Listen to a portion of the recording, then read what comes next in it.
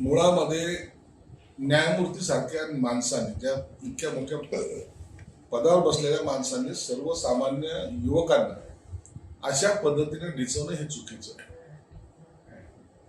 विद्यार्थी दशेतला मुलगा हाच खऱ्या अर्थाने क्रांती घडतो असतो. भारताला स्वातंत्र्य मिळवून देण्यामध्ये कुणाचा पुढाकार होता? या युवकांचा होता.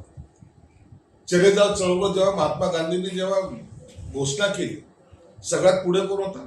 हा युवक होता.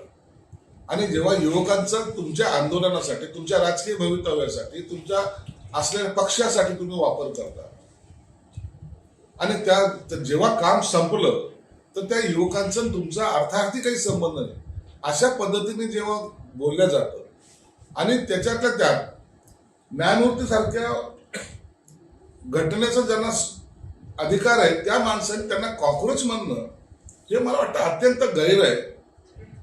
तो त्या युवकांचा अपमान आहे मी मानतो. म्हणून युवकांचा संताप हा झालेला संताप हा असा तसा नाही झालेला. तुम्ही त्यांच्या अधिकार आणि त्यांच्या ताकदीला दिलेलं ते आव्हान आहे.